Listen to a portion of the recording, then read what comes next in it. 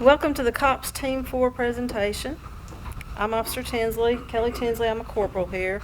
We also have Officer Ben Parker, Jeff Davis, Stanley Murray, and Ron Heacock on the team. And we would like to recognize the team facilitators, Captain Rusty Sweezy, Lieutenant Helen Hall, and former Chief Kevin Presley, who has been a huge help to this team. We would also like to thank Cookie Mills for coming in. He's the, are you the head of the Ducker Road Community Watch Program? Yes. And they do an awesome, they are a model program for our community watch. The team photo was taken up at the Hall Creek overlook on Blue Ridge Parkway. We hope we got Fairview in there somewhere.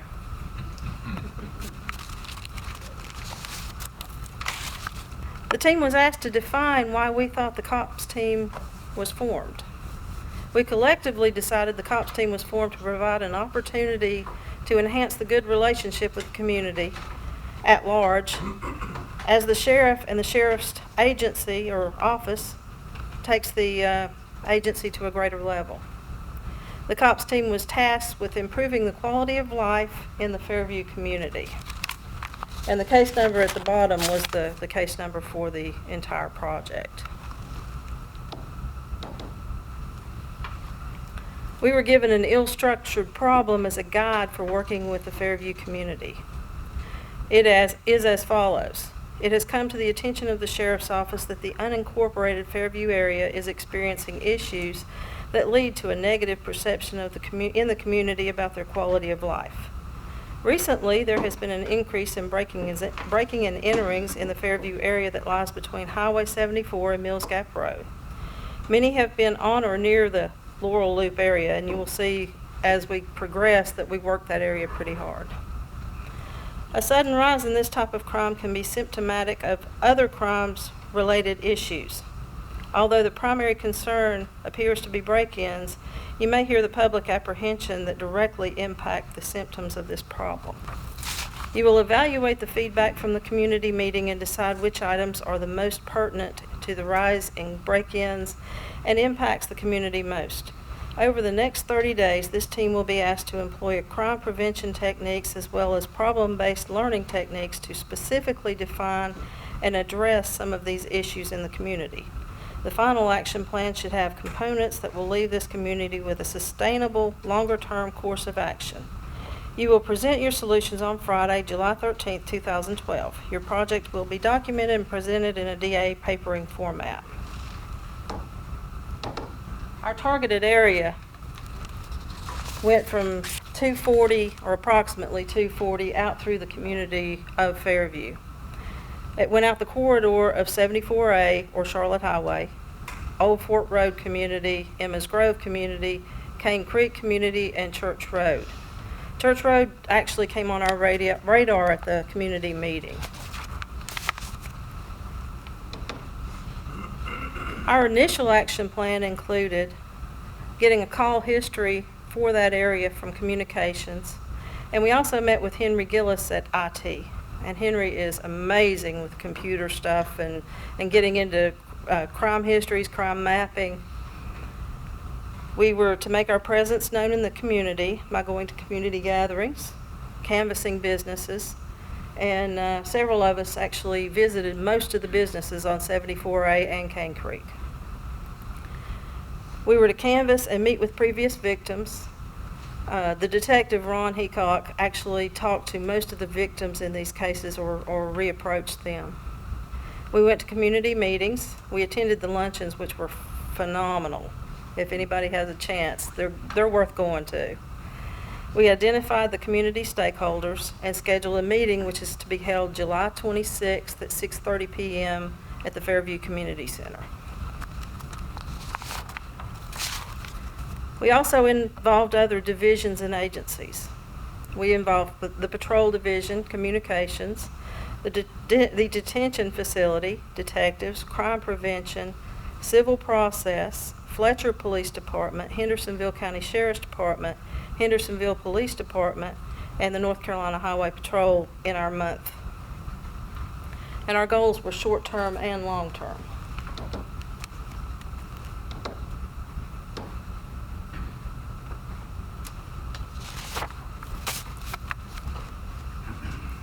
We began our journey on June 18th, 2012, with a couple of days of training. The first day, we trained on Good to Great, and we went to the community meeting in Fairview.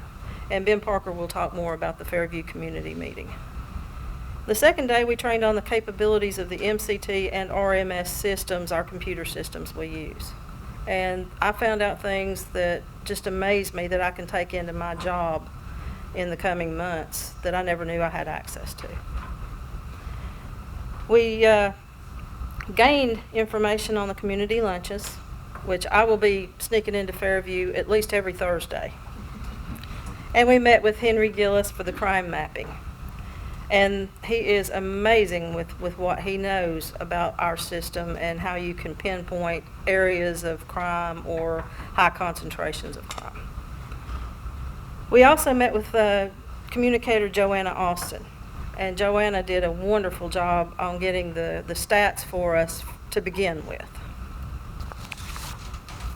We met with businesses along the Fairview corridor, and we passed out a flyer that the team designed. We talked with area officers about community issues, and Scott Dutcher and the other Adams Squad officers were quite helpful. And we formed a team action plan. We made contact with all the area schools out there, or most of the area schools out there. And we made contact with the fire departments. We assisted COP Team 1 serve 77 trespass notices at Canterbury Hills and 1 warrant. And we helped CID with breaking and entering investigations, which Detective Heacock will discuss. We attended as many community lunches as possible, and you don't have to talk to us too hard about going to those. We worked on existing warrants. We cleaned up graffiti and trash at a bridge at Cane Creek and 74A. And we did checking stations and saturations, which Jeff Davis will talk about. Our month in Fairview, the number of calls for service declined from at about a 21.9% rate. They went from 478 to 373.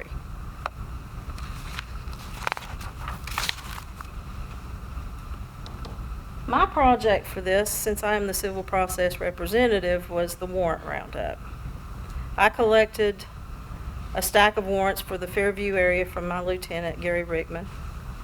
And I went through them and did some computer research and whatever research I needed to make sure that they were servable warrants before we went out there. And I actually do search, which means that we didn't have the information to be able to serve 10 warrants. So I had to send them back unserved.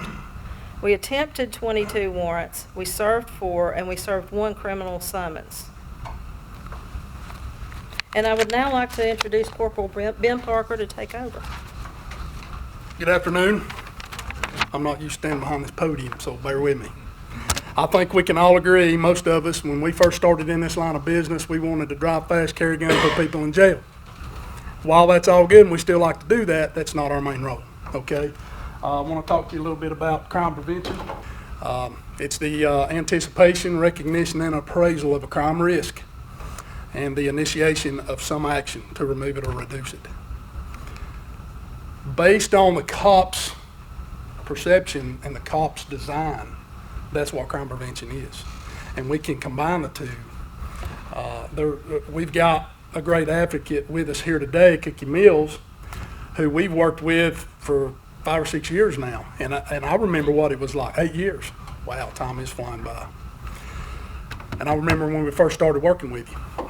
It's a true testament on what a crime prevention, a community watch does about cleaning up and changing the behaviors is our number one goal, and getting rid and just cleaning it up and getting rid of that criminal element to where everyone feels a sense of security, their quality of life improves.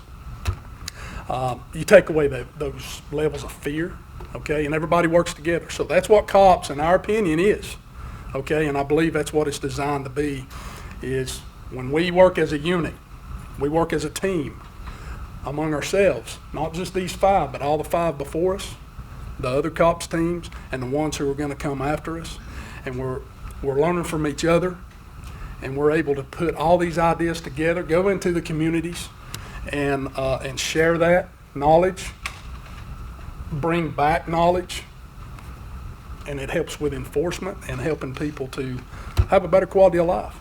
Community-oriented policing is COPS, okay? It's the problem solvers. It's crime prevention at its best. We've made jokes and really looked at it and kind of laughed amongst ourselves that crime prevention or the COPS team is sort of like crime prevention on steroids, okay? We have taken, or the sheriff has designed this to where everyone is pulled from different units within the office. And we work together and we got different skill sets. We've got a combined experience that offers unique sets of perceptions and ideas. We got younger minds on the team, and our interns have been great. They bring in those, especially technology. They've been so helpful with that and things that they're being trained as younger officers and bringing to make it a good total package. But being proactive, in our opinion, was the main reason. If we're proactive in the communities, officers out there in the communities they're serving, not only are you going to be reducing those crimes, you're gaining knowledge from everyone that's out there. We were out on the check-in stations, and people would just offer up information, whereas many other times they probably wouldn't do it. But they see us out there, and they already feel comfortable about it. Since I was recently serving as an SRO at Cane Creek Middle School, and it happened to be in our target area, that sort of gives me a little bit of an edge because I would recognize a lot of the kids out there, and they would know me, and they would just come up and we're high-fiving, and we're hugging, and we're talking, and seeing how everything's going, and they're like, "What are you doing out here?" Well, this is what we're doing. And we're out here, we're getting complaints about drugs, speeders, and things like that. And I'd have kids say, right down the road, "I know they're dealing drugs. And you probably know them from school." And they would pop off some names, which leads into some other things, okay? So it's just having those contacts that are, when you build those relationships, especially in the schools, because it's crime prevention too. And it's a way to relate to these kids and their parents. So it's just not confined to one area. We're all crime prevention officers, and we just got to rethink how we approach it, okay? But you're going to have that sense of ownership and the pride in serving your community that you work in. Having a positive change, a positive impact with your community is definitely going to enhance that public perception, okay? And it's going to open up those lines of communications. And the wealth of information you're going to gain from that is priceless, okay? And of course, attitudes. I know now I'm coming up on 20 years. When Sheriff Duncan first was elected, I was in civil process. That's where I was at. And I needed to change, okay? And I wasn't really sure what I wanted to do. I just know that I knew at that time, hey, I need to do something different. You get bogged down, you need to go and explore something else and see what can you offer. So I requested to go into the crime prevention unit just to have a change. But it changed me. It changed the way I look at things. My attitude changed, okay? It became more positive. The more I learned, the more I interacted or was allowed to interact and had the opportunities to meet with folks out in the community, especially Ducker Road and others. And you see the impact that you're able to have and those partnerships. We still got a strong bond today. And with folks down in your community. And they're all the time doing things. They meet still today, every Monday night. And if we could just get other communities to do that, we would really have a whole lot more time to interact with the folks in our community. Because let's face it, yeah, we may not live down Ducker Road, we may not live in someone else's community, but we live in Buncombe County, 98% of us do. So I guess I look down the road, what kind of legacy are we going to leave for the new officers coming in? And working on those different skill sets and taking advantage of the technology. Okay.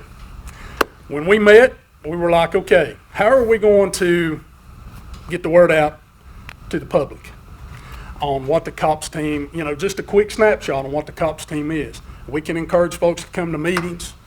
Those are timely. You got to schedule those out, and work around schedules and things of that nature. Deputy Murray is passing around a copy of the one that we went out 74 and hit every business out 74, and we went to the library and the post office, and we talked to those folks there, and it was well received on just getting the information, letting them know what the COPS team is when you see us out here. And it's a good way to network and a good way to channel some information. And we've included the link to the Facebook page through the sheriff's office, and in hopes that they'll go to that and be able to find out and stay in tune what's going on in their community or the whole county as well. And it's real brief, and we're hoping that, not just this team, it's pretty generic to where all the teams can use them, if that's, decided to do. The community meetings and the luncheons. Can't think of a better way. One, there's food there, okay? And they feed us very well. It's I think I gained 3 pounds from the Fairview one yesterday, okay? I run into some kids from Cane Creek Middle School there. And some counselors, teachers. There was a couple of teachers working. They were volunteering their time to go and serve their communities welcome tables. Right now, there are 3 in operation out in Swananoa at a Methodist church on Witchin Road, right before you get to the fire department on the right off of 70 there, sort of across from the old Beacon plant.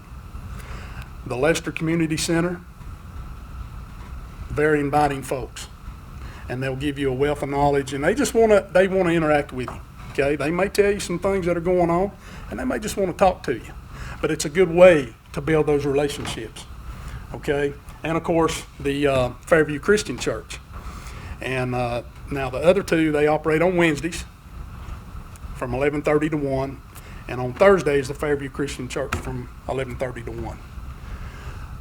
So please encourage your guys and gals to go out there, and try to make it yourselves. You'll really enjoy it. I mean, it's a good opportunity to learn the public perception. I mean, nothing negative was ever said. You never hear. Even our first meeting at the Fairview Community Center, there was nothing really but good things to say. There was a few questions, more legal things than any. They did pass along, hey, we got some speeders over on Church Road. Corporal Davis is going to touch base on that. But just encourage everyone to attend. It's going to be real beneficial, especially as we progress and keep getting, hey, it's like crime prevention. It's always been good, but this COPS team is going to make it greater. And that's what we're focused on, is doing that. Here's some pictures from yesterday's luncheon. Well, down here, you can see. I didn't look up much during this time. But it's a real good setting. I don't know. I would venture to say there was a little over 100 people there anyway, 100, 120. And they hang around. They'll talk to you. They just want to have that interaction. Okay. Now, one thing I did do, I met a gentleman there. I didn't get his name. He wasn't real talkative, but I asked him, how many people attend there. It's a very low number. And I asked him, there's no sign. This is right off 74 as you're going east, right before you get to like the Food Line area. Well, you turn up like you're going to the library. This is where this church is, way up behind the library. And when the foliage is up, you can't see it. So I asked him, have they ever thought about putting a sign down on 74, directing people up there? He said, nah, we just tell them to turn where the library is. And that was pretty much it, but that's okay. we were talking yesterday that maybe we planted a seed, and then he'll think about that. Because I told him for no reason other than except for maybe what about emergency response? Not everybody knows. You may have other officers coming from that's never worked out there. And it would help EOC, fire departments, law enforcement to get there quicker because time is very critical. Hopefully he'll think about that and take it back to his congregation. First community meeting at Fairview Community Center. Those of you who were there, I believe you can agree it was very hot that day. But we had about 40 folks, and there were no complaints. Everyone they were just singing our praises. We're glad to see you out here. I haven't been broken into in however many years. I believe that was Mr. Taylor. Most folks were, they were glad to see us. We had some interaction time. There were a few, like I said earlier, there were a few legal type questions, and I believe that cleared that up for you. And then when it was over with, it lasted about an hour. These officers that work in these zones, I would encourage them to go to these meetings too. Our next one is July 26th at 6:30 p.m. out there at the Fairview Community Center. This is the ad that we have on the Facebook page so everyone can see it too, okay? And we've communicated that, especially out on the check-in stations. We'll ask people, they'll thank us for being out there. We'll say, hey, do you know when the next meeting is? And we'll tell them. We'll try to answer any other questions. Back to the community center, or are we going to the fire department? We were told community center. Going back to the community center? Okay. Maybe we can have some waters there or something. Fans. These were asked, I got in touch with Corporal Michael Love in crime prevention and asked her to send the watch groups that are either previously established or, maybe that she's working on getting them ready, or any contacts out in the community. She sent me these here. One or two were outside of our zone, and I have omitted those. They were way outside the zone, but we were still going to make contact with them, like Avery's Creek. It was on the other side of 191. Back in 2008, when I was in crime prevention, we met at the Cane Creek Community Center, and when I met with those folks there were 30, 35 folks in attendance, but they came from not just one section of a community. They were different ones, spread out, okay? I spoke with Mr. Childs, Lisa's husband, and they are not active at this time, so I've talked to him about contacting Corporal Michael Love in hopes of maybe rekindling some of these folks to get together again and at least do some exchange of information and let people know, what's going on.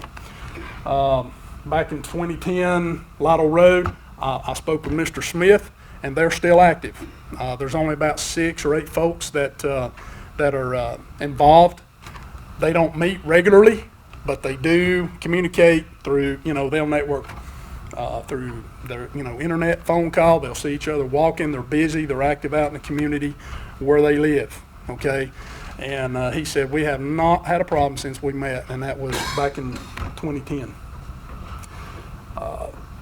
I think from just our conversation that he would like to see, he did kind of indicate, I would like to see more officers ride through from time to time, and that's going to help.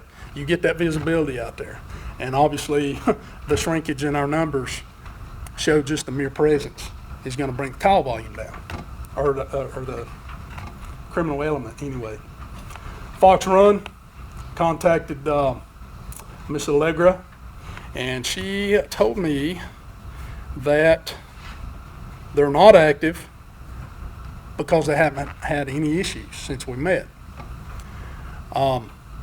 Most of these folks will tell you that I've talked to that have the homeowners associations. They tell me they have a hard time getting folks to attend those, let alone a community watch meeting. I can understand that in a sense, but when they have a problem, then they're going to want us out there. So, some of these to pass along to patrol, just be there. You know, I know they don't have issues, they understand. It's like Woodfield Condo, they're semi-active. Okay, they've put stickers up, and they'll call each other from time to time. But it's about getting to know your neighbors, okay? Because people come and go, they move. You get new folks coming in. And it works much like we tell the communities, hey, you need to get to know each other. That way you know who's in your community. It's like this cops team. We get to know each other. We get to know each other's skill level. We get to know what to bring back or take back and what to share with the folks we work with. So it's really not that different in the sense of, yeah, it's work related, but you know, you still got that sense of ownership of, you know, we know what they got to do. My job will be, I can make someone else's job easier by getting the information right the first time, or all the information, so detectives will be able to move on it quicker, you know, or serving warrants. Find out the information if you know, and try to forward that on, even if they've moved. I think we made contact with a guy who was in Texas on the phone, verified it, contacted the probation and parole. He was out of state. But at least they know we had an address, okay, and just communicating that stuff. And that's what it is primarily, communicating with each other effectively. And Fairview Estates, Mrs. Frink, I have yet to hear back from her. But Corporal Michael Love did conduct a risk assessment there at her residence. So from these community meetings, there's other things that get generated from that. Technology end of it, I'll tell you, I didn't know about the CAD resource monitoring until I started COPS team. We knew about MCT, and we actually got updated. Corporal Roger Presley on Charlie Squad met with us, took his time. I think he was off that day. And we met over at the communication center, and he spent about 4 hours with us, going back over, just kind of retraining. Because if you don't do it a lot, there's new things that get added, or you don't learn about them. Okay, so staying up to date on this technology, because it's changing too. We know that the criminals do. They stay up to date on technology and they use it. So we got to do it too, and we got to be proactive in that sense. Henry Gillis with IT and Director Brooke Hazlitt. I contacted her yesterday. We were having problems with the CAD resource. Just getting calls for service and pinpointing those to plot out on the map. Called her last minute, and I mean, she's just like, here you go, no problem. She's a wealth of knowledge, a wealth of information, and the team thanks you for your time. I know, and she was very busy yesterday, and I felt bad because we showed up when she was trying to eat lunch, and she hung on right in there, okay? She didn't put us off, and she got it, and it's up here, and I thank you. CrimeReports.com, didn't even know anything about it. That's the public access. You can go and find out what's going on. It's like the North Carolina Sex Offender Registry, but people's got to know it. If we know it, we can let them know it. So, you know, networking that information just amongst ourselves. Detective Heacock is a wealth of information because he's the one that put us on to it. And I don't know how many of you guys know about it or not, but I'd say most of the detectives do. But it would be, it's a good resource to have. Having those resources. CJ Leeds, I understand that everyone at some point in time is going to be, I'm not sure how it's going to work, but I think we're all going to be introduced to that and be allowed access. So I couldn't answer any questions about CJ Leeds right now, but maybe Heacock can, but it's going to be a way to access like DCI information, running tags, is that right? Is that what I understand? Okay. That'll be good for every officer to have. And okay, out at Trinity of Fairview, of course, they were one of our, there were actually two occurrences that happened right there at the church itself and the house in behind it off Concord Road. And just from being out there and those folks learning what we do, Major Bissinger attends church there, as you know, And he actually he had contact with Joyce Vess. She was telling him about a gentleman, a senior, that goes to church there, who was scammed out of about $2,000. And it was one of those scam calls. And he bit and he sent money. They called him back. Then he started getting a little bit suspicious. And then that's how one thing led to another. Anyway, we were contacted. I believe Chief Presley called me. We were out there, and I called her right back. And we scheduled a meeting with her for scams and frauds for their seniors. Deputy Michael Love and Detective John Cave are going to go and present that information to the. Well, she told me there was probably going to be about 20 folks there. So I asked her to reach out to other area churches, and try to draw in more, okay, to get the information out there. And it's going to be on July 20th at 3 o'clock, okay? They said 3 o'clock's good for them, and it worked for us, plus it don't keep them out too late, okay? What we did as a team, we were thinking that we wanted to design something, have something available to put in the hands of folks out in the communities that will be, it will be lasting for them. They'll be able to put their hands on some information. It tells about the COPS team. We kind of put our heads together. Lieutenant Helen Hall is the primary designer of this document. And Captain Sweezy critiqued it really well, and it's turned out really good, I think. He's got an eye for that. He's got a knack, and we really appreciate both of you for helping us out with that. I think it's turned out really nice. But, there's a section on the inside there. I believe when you open it up, it's on the lower right-hand section where you can include an OCA number when an officer, patrol officer goes out, or any officer can take a report. Then they can actually include that and hand it to our complainant on any kind of report they take. That way they've got it, and they just need to call, and they can go straight to records. It's real simple for them to navigate through and use that. We were hoping that time would allow us to get these things printed, but of course I know we need approval and things of that nature. But the quicker I think we can get them out in circulation, then it may be, it's going to prove beneficial too. And I believe that is all of mine. I'm going to turn it over to Corporal Jeff Davis. Afternoon. My name is Jeff Davis.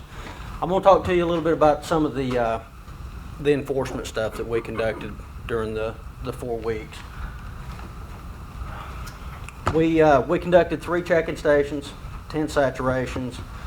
We issued 27 citations and arrested 3 people. 2 of those were warrant services. The other one was a charge that we got out of a traffic stop. The check-in stations, we conducted them in various places. The 3 places that we selected, I'll explain the reasons for. They were very productive, not only in numbers but in contacts that we made in the community. The first one was on Church Road. We did that one on July 3rd. And the main reason we selected Church Road was because during the first community meeting, about the only complaint we had was speeding on Church Road. So we thought it would behoove us to make an appearance on Church Road. And we issued 5 warning citations, 3 seatbelt, 2 registration violations. The object on Church Road was not so much as enforcement as it was just be seen. Be there, show that we listened, maybe send a message to the speeders that we know now. We got information on a house on Church Road that is believed to be selling drugs. We've forwarded that information to BCAT. We got an interesting fellow come through, made some statements that we felt could have been sovereign citizen related. we forwarded that to Detective Winslow. As I understand, he's talked to the Highway Patrol, right? Let them know.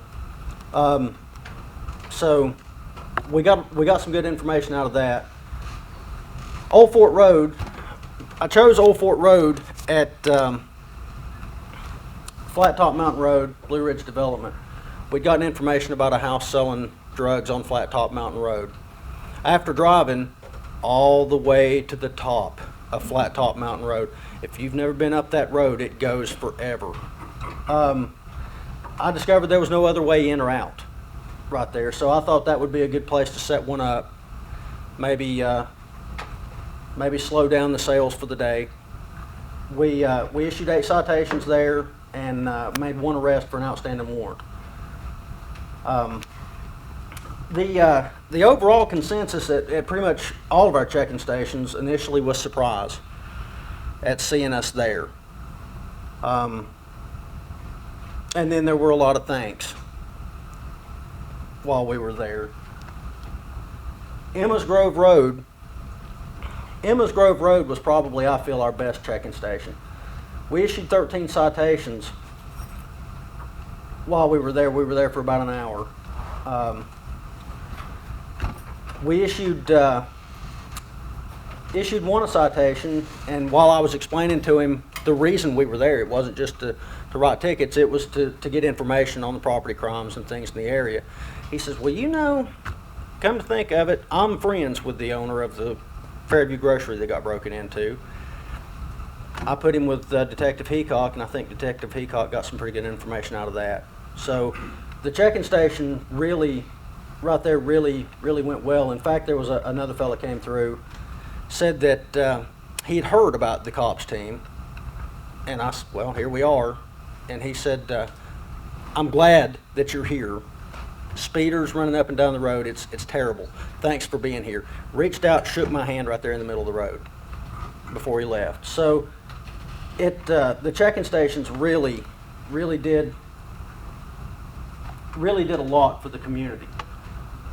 The saturations we did, again, we went to Church Road. If it's important enough for them to bring it up at the meeting, it's important enough for us to focus on it. So again, we stayed on Church Road quite a bit. You can see that we went to Old Fort Road, Blue Ridge Development Road, Gap Creek, Upper Brush Creek, Concord, Emma's Grove, and Flat Top Mountain. Big area to cover, but we were seen frequently in those areas.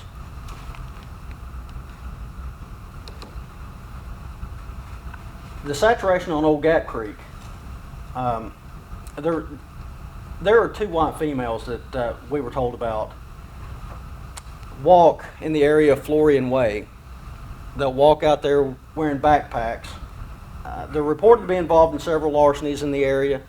Apparently what's been going on is they'll go steal things, maybe put them in their backpacks, take them back to their home yard sale there and sell them. Corporal Tinsley located one of them, did an FI card, and shortly after that, she was approached by a member of the community that was there about some other stolen property. Her and Detective Heacock did a follow-up on that, and it really worked out well that Corporal Tinsley was in the area there and was able to be approached by one of the people that lived there. The Flat Top Mountain Road area, as I discussed earlier, the information that we got in regard to the home that was supposed to be selling drugs, we contacted BCAT about that. We passed that on. We also attempted a warrant service on a female at that house. We were unsuccessful in locating her. The community impact, I feel, as a whole, was a very positive impact. Very positive view of the sheriff's office. Several members of the community expressed thanks for our being there. The audience that we had on Church Road, we had a we had a scooter turn on our check-in station. Fast scooter. And Sergeant Murphy was able to round that scooter up after a short time. While we were checking him for warrants and checking the scooter to see if it was stolen, Sergeant Murphy asked him, do you know anything about the larcenies out here? What's going on? He dropped like 3 names in about 5 seconds. So another way we got some information. When we left to go after this rapidly moving scooter, we actually had some people right up above us that were working in the yard, and they literally cheered and applauded as we left to go after the scooter. So they loved seeing us out there on Church Road. They were. It's been a long time since I've seen that kind of reaction at a check-in station. So I think it had a very positive impact. The deterrent, reckless driving in those areas, criminal behavior in general. It was the 4th of July week when we did 2 of these check-in stations. It just let the people in the community know that we were there if they needed anything. And as I said, I like to believe that at least 2 of those check-in stations slowed the drug trade for a day. If not stop it, we inconvenienced them. With that, I'm going to turn it over to Deputy Murray. Good afternoon. How's everybody? Doing the saturations, checking stations, riding through Fairview area, we noticed several missing road signs. Sharon Road was missing 2 of them, 1 on each side. Graveyard Road, after the high-speed pursuit with the scooter, we noticed it. And Laurel Loop, which was spoke of, pretty highly, big problem area for us. So actually about 5 minutes before we got started, I spoke with the fire marshal's office, Becky Sensabaugh. If she's watching this, I'm sorry. I know I killed that name. And she assured me that within 90 days, the fire department would be replacing those signs and we'd have road signs up there. We also ran into several graffiti spots, as you can see in the picture on the stop sign. That was almost everywhere. This right here was a big thing that I had to do with over this last 30 days, which was the bridge at 74A and Cane Creek Road. As you can see, there's quite a bit of graffiti. There's actually graffiti on top of graffiti on top of graffiti. If I had to guess, there's probably 200 plus square feet of graffiti that we covered up. Lieutenant Wilhelm from the detention center actually provided me with 2 inmate workers, and I took them out there one morning, and about 2 hours we painted and painted and painted and picked up trash. As you can see, that on the other side there was 2 sides of the bridge, and this is the other side of the bridge. There was 3 sides of the bridge, and that's probably about 8-9 foot tall right there at the top of the letters. So it was pretty extensive damage. Right here we have the 2 inmate workers actually painting the bridge, and myself picking up trash. We picked up right at 2.5 bags of trash and hauled it off. So there was a lot of trash, anywhere from beer bottles to construction items to about anything you could ask for, dead animals. I mean, we picked it up. Right here is the finished product, and the top one on the right, you can see that's basically the road view from Cane Creek Road. I mean, it's pretty visible from the main road. So it's very important to get that cleaned up for this community. That way they had, something to look at that wasn't, as ugly as it was. This traffic stop in particular was a very important one for me to talk about because it was very informational for me. We stopped a car that had done an erratic 3-point turn on Laurel Loop, which you'll hear Laurel Loop a lot. And we finally got turned on it and noticed that the driver and the passenger weren't wearing seatbelts. So we finally stopped them at the Sitco at 1395 Charlotte Highway. Stop time was about 10 minutes till 4. We actually made an arrest out of this. It was a black Expedition. Once we got up to it, we noticed that it was the registration plate was expired, insurance violation. And after we spoke with the driver and the passenger and the back passenger, we noticed the driver was driving on a revoked license. The passenger was a defendant in a domestic violence protection order, and the driver was actually the victim. So we took her to jail, and the back passenger, which was a new one for me, I've never dealt with NCIC, but we actually had an NCIC hit out of Florida. Didn't get to do all the paperwork because Florida wouldn't extradite, but it was still, a real great experience. I got to write the driver 3 citations, which again I'd never done before. So I mean that traffic stop right there, I learned a lot from Corporal Davis, and I appreciate the time that he spent with me, and I know he tried to pull his hair out because it took a while, but I really do appreciate that. And now I'm going to hand it over to Detective Ron Heacock. Good afternoon, Detective Ron Heacock, Buncombe County Sheriff's Office, Criminal Investigation Division. Catchy. Before I discuss the cases that had been cleared by our team, I want to begin by noting that as a result of the continued cooperation that we have with our neighbors to the south, that being the Henderson County Sheriff's Office, the Hendersonville Police Department, as well as the Fletcher Police Department. The team was able to assist in 3 of their investigations that, as usual, went ahead and fell over into the south end of Area 2. The positive outcome, of course, other than the team assisting these other departments, was that the suspects that they were working in their area also were working in our area. And 3 of the 4 that were arrested actually lived in the south end of Area 2. Bonus for me, of course, was the intelligence information that was gathered as a result of the arrests of those individuals, of associates that these people are using out there on the street.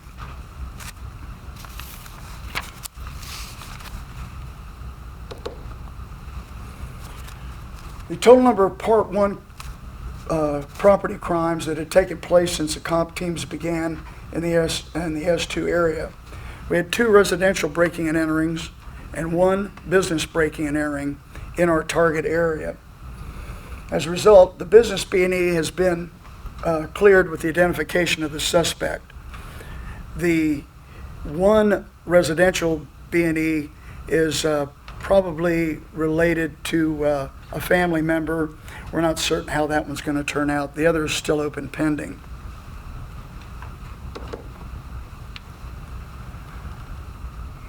All the following cleared cases were a result of the combined efforts of the COPS Team 4 and the Fairview community and the surrounding areas of S2.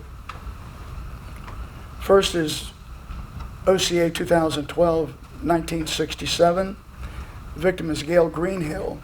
The majority of her property taken was gold jewelry. 2 suspects have been arrested. However, due to the length of time, the jewelry that was taken had already been turned over to a gold buyer who had already transferred it into their own account.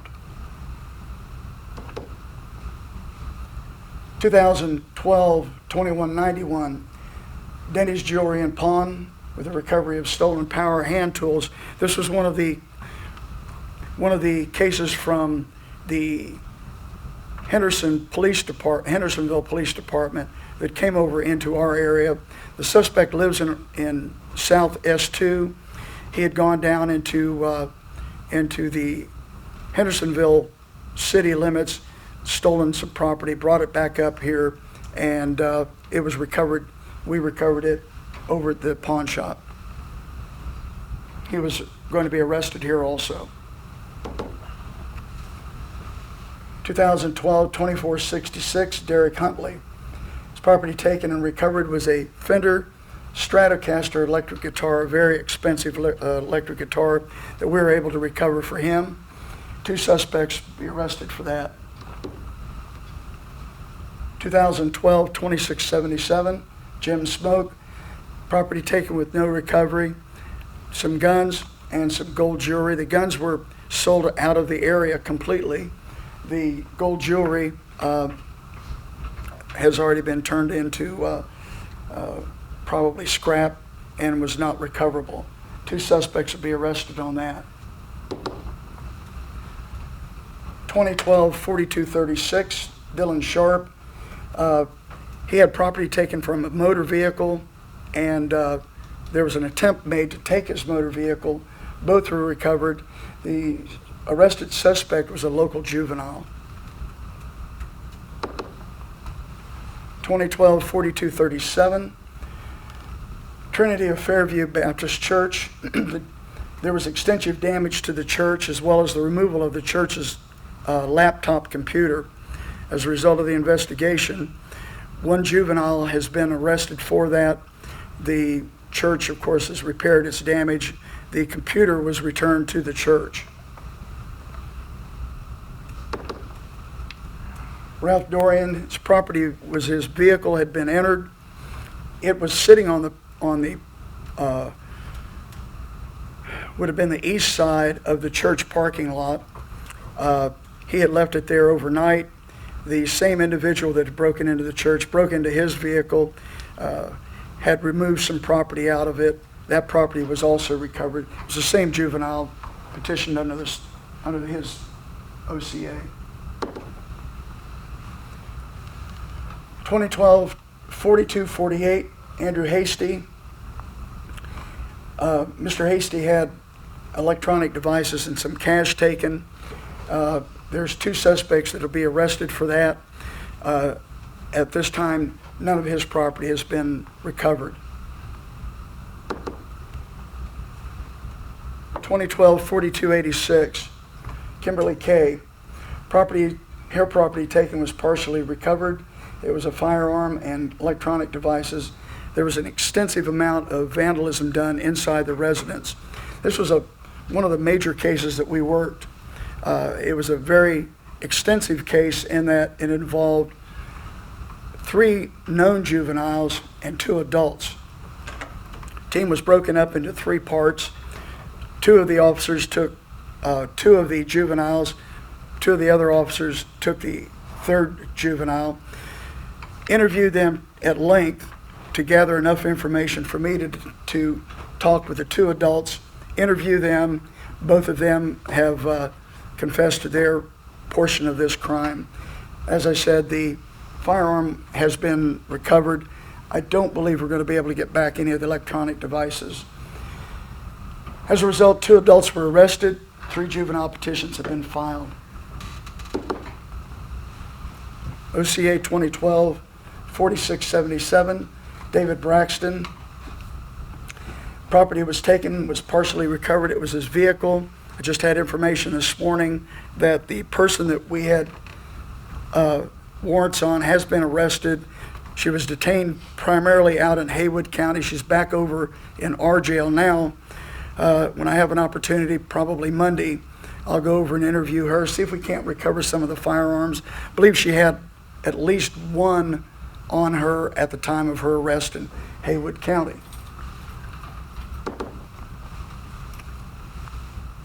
(2012-4970), Laura Brockwell. She had a number of electronic devices taken and jewelry. All of that property has been traded off for drugs as well as the gold by the 2 suspects. They're in custody in the Henderson County Jail right now. 2012-5425, Allen's Pond. Property recovered was a laptop computer.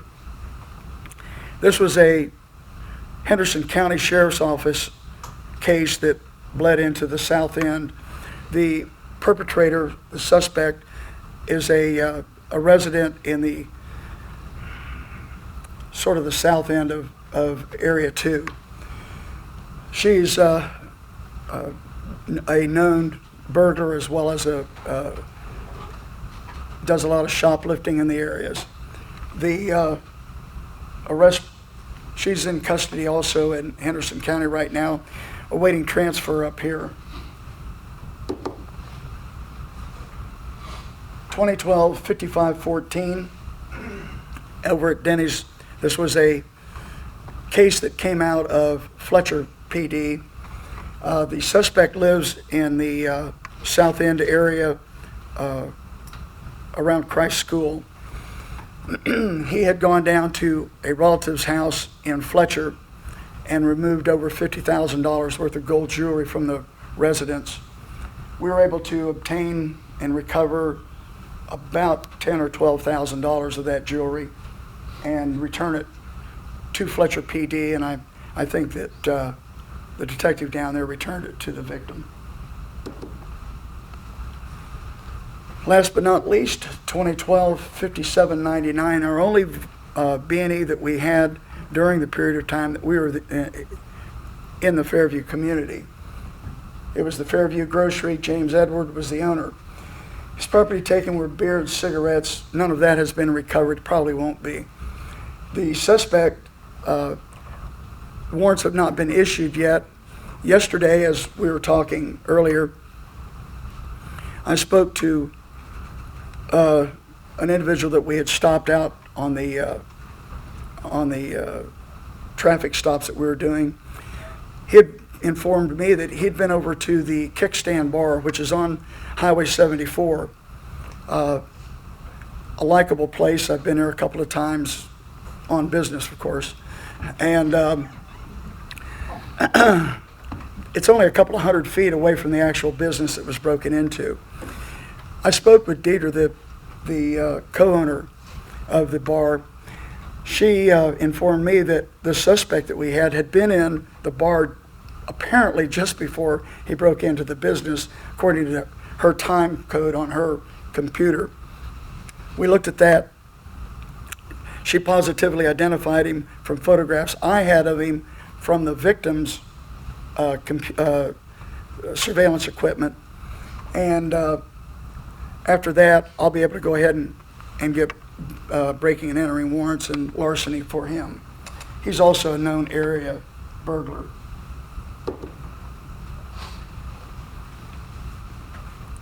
The total that we've been able to accomplish, we have a total number of cases cleared by arrest of 14, or will be cleared by arrest of 14. Total number of felony arrests, 21. Total number of misdemeanor petitions were 3. Total number of felony warrants issued will be 45, and the total amount of property recovered, $26,076. Now, as Jeff brought to my attention, hot off the press, this morning I received information that one of the additional cases that we had out there, it was a 1984 Chevrolet pickup truck that was a classic that the gentleman, an older gentleman, had worked on and brought back up to its original status, had been stolen from his garage.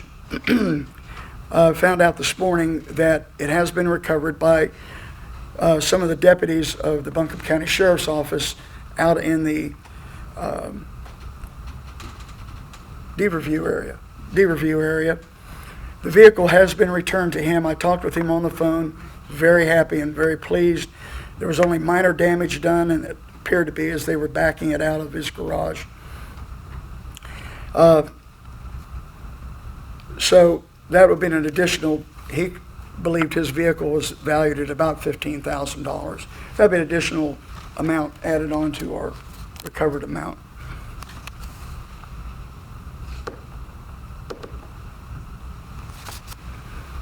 As a result of the team being out there, there was a 46% reduction in the break-in and enterings. And that was primarily due to the saturation. The suspects that we have that work out in that area are familiar with the areas that we're usually in. The saturation into areas that weren't normally covered by our uniform units were done so by this team, and it kept that group down, as well as any of the travelers that would come into the area. They'd note the addition of the officers out there, apparently, and the saturation worked. It cut back 46% on our B&Es. We decided as a team, instead of standing up here for another 15 minutes and everybody can get back to their lives, we would just decide on the impact that this experience had on us as a team. And one of my biggest one is the computer systems. I've learned so much about what our systems can do that I never knew before. We learned quite a bit about what the other divisions do, and we learned about helping develop good working relationships with other divisions. I've already in the East End invited the detective in the East End to come have lunch with myself and the patrol units, because we go to lunch together, and now he's invited. So we'll get a better working relationship, and I think some of the other area guys are planning that too. And the ability to follow up. We all get in our own little worlds and we do our own little jobs, and I'm not saying that all of us aren't extremely busy, but you can follow up sometimes, or at least pass the information to another division. Some of the recommendations we came up with was, of course, the need for better internal communication between the divisions. Coming from the patrol side of things, a lot of times when calls for service are down, I like to try to find an area where we've been getting carried off or something along those lines, and see if I can find something to do. Without knowing where to go, it's hard to go. So little more communication, I think, internal would really help in a lot of closing cases, things of that nature. Closer working relations between patrol and CID. If nothing else, with the detectives that work the zone that say I work in. Get to know my detectives, send information back and forth to them. And the training with the RMS MCT, I have to admit, I thought, what could I possibly learn about this MCT system? I use it every day. But Roger showed me things that I didn't even know was on that computer. And Lieutenant Sarles showed me things that I had no idea we could do with that computer system. So that's been outstanding. And that's things that I'm going to take back with me when I go back to my shift. That's going to come in handy. I'm going to give it to Stanley now and let him talk to you.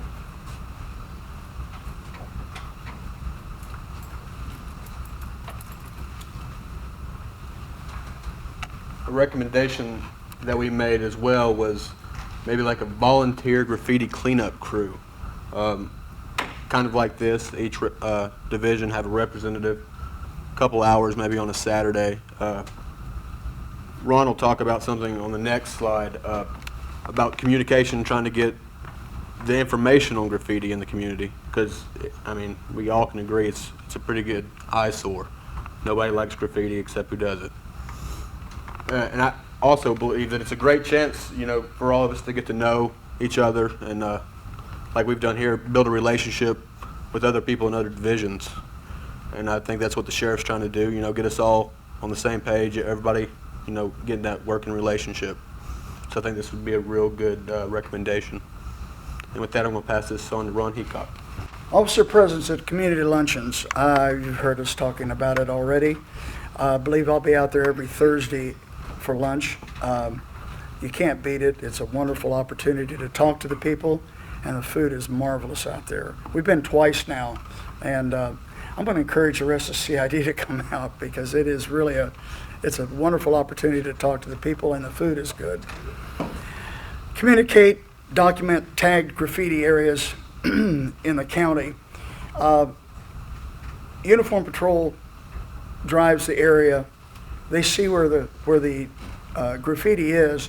If they could make communications aware of it, maybe a list is kept of those areas, so that if there is a volunteer group put together to go out and take care of these, we'll at least have a target area that we need to go out to. Have officers attend community meetings in their assigned work zones. Area 2 has very few community meetings, but I've been asked, and I will, and have information that'll be sent to me by the local newspaper out there when our community meetings are going to be set up, and I intend on participating in those. Team to meet quarterly for the next 12 months. We discussed maybe meeting one day quarterly to discuss what we know has occurred back out in that area over that period of time. I'll be the litmus probably, especially for the enforcement sections. I'll be able to keep track of the total number of crimes that are committed out in that S2 area. And it gives the team an understanding of what their impact was over that period of time. And then the brochure that the sheriff has, we really feel that that could be a valuable tool for not only the uniform patrol and investigations, but for any of the other groups and divisions within the department. Once it's approved and printed up on a real slick piece of paper, I believe that might be a nice handout and a nice informational piece of documentation for our people. Next up is Ben. All right, our accomplishments. Obviously, it's our presence out there decreased the number of calls for service, the number of break-ins. 14 cases were cleared by arrest, 21 felony arrests. We had 3 juvenile petitions. 2 of those I knew from Cane Creek, okay? And one of them, they kind of run together.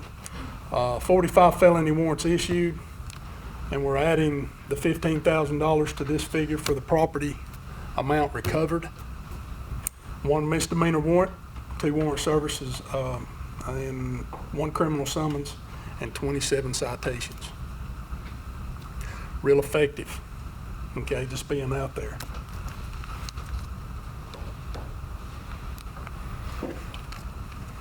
Make contact with the other previously established community watch groups. 200 square foot of bridge graffiti cleaned up at Cane Creek and 74A, which, you know, when you consider the broken windows theory, aesthetically, it's a whole lot better to look at. And people, you know, it's just like he was talking about earlier. You had it layered of different graffitis, different artists coming there and doing their artwork. Now it's gone and it looks a whole lot better. 2.5 bags of garbage removed, and of course, DOT contacted in regard to missing road signs, which I believe is through the fire marshal's office is who we actually contacted, and that'd be Terry Gentry. Okay. We want to just take this time and give a special thanks to all these folks that had a great part in helping us, and because the team expands out beyond everyone that you draw from and all these resources. Shannon Woody, I don't know if you're here, you know, feel free to raise your hand or something. Some of these folks I haven't met, but you would know them. Henry Gillis, I believe, is on vacation. I talked to him earlier. Joanna Austin with the communications. She was instrumental in helping us at the very onset with call history. Fairview Baptist Church, and Frankie Marshbanks up at the tax office when we were looking into some Laurel Loop issues, okay, about who actually owned, who are the taxes getting paid and things of that nature. And that'll be a continued follow-up, I'm sure. The Fairview Town Crier, a good resource, a good tool to, and they've actually included some of the things that's going on with the sheriff's office, and I think it's going to be an ongoing relationship, and they're going to be including information in that. Lieutenant Wilhelm with the detention center, he helped supply some of the inmates and some of the graffiti remover. That was DOT. Cicely Anderson, our intern, and we were glad to have her, and Felicia Staggs, who's not here today, she was another intern. Great addition to the cops team. I mean, they've been extremely instrumental with their ideas and their eagerness. It's that's an inspiration for all of us. And last but not least, Director Brooke Hazlitt, we thank you for your time as well, and your expertise. It really helped us out. Well, on behalf of the cops team and our facilitators and our interns and everyone, I just want to thank you, Sheriff, and the command staff for, I feel fortunate. We all feel fortunate and blessed that you got the vision and allow us to be a part of it and be able to bring about and be a part of making that change. So look forward to seeing what's going to happen. Anybody else? All right. You ready, Chief?